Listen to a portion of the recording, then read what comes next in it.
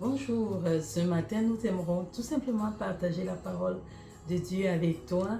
Nous aimerons avoir cette habitude-là de méditer, de pouvoir fouiller dans les Écritures, aller prendre la nourriture spirituelle qui va nourrir notre âme.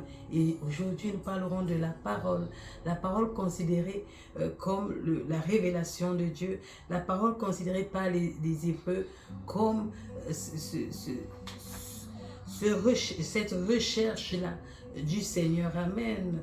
Alors, si nous ouvrons dans le livre de Genèse au chapitre 1, si nous allons chercher dans le verset 13 et 15, nous nous rendons compte que la parole est l'image du Dieu invisible, le premier-né de toute la création.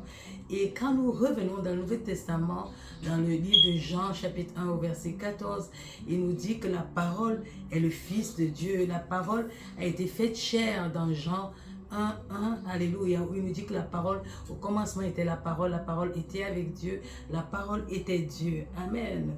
Et quand nous allons dans le livre de Révélation, au chapitre 19, verset 12 et voire 13, nous nous rendons compte, j'aimerais lire ça avec toi, c'est vraiment quelque chose de magnifique. Amen. Quand nous ouvrons la Bible, il dit: ses yeux étaient comme une flamme de feu. Il y avait de nombreuses couronnes sur sa tête. Il portait un nom écrit que personne d'autre que lui ne connaît. Il était habillé d'un vêtement trempé de sang. Son nom est la parole de Dieu. Amen.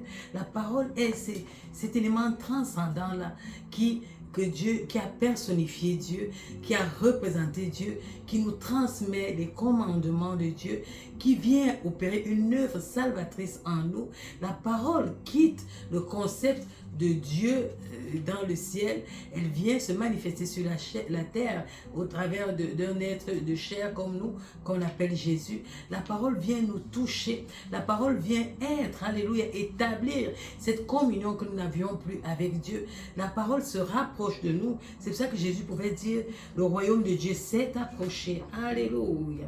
La parole vient être ce contenu de révélation, de vérité biblique, ce contenu de révélation de Dieu, alléluia. Nous considérons Dieu comme un être suprême, surnaturel, créateur de toutes choses, mais un être qui se révèle à nous les êtres humains, amen. Un être qui vient transformer sa création, sa créature que tu es, que je suis.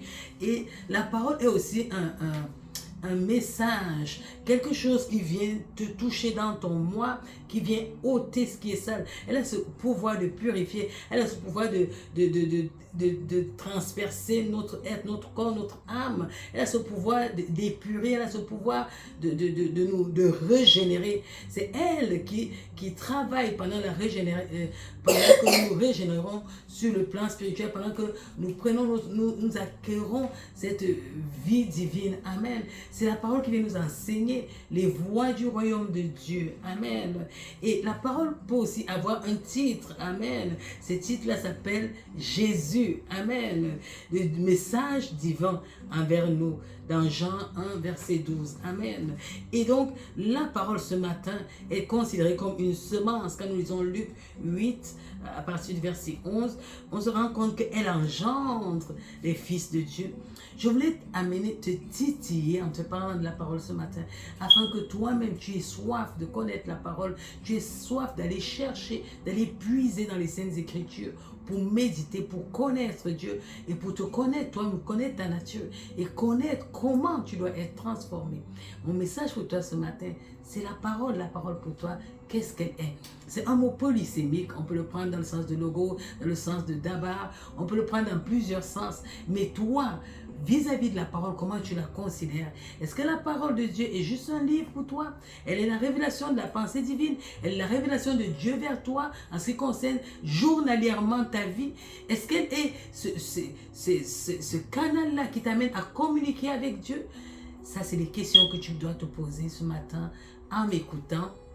Que Dieu te bénisse. Nous aurons plusieurs petits caucus comme ça qui vont nous amener à méditer, à entrer dans les Saintes Écritures et à prier aussi.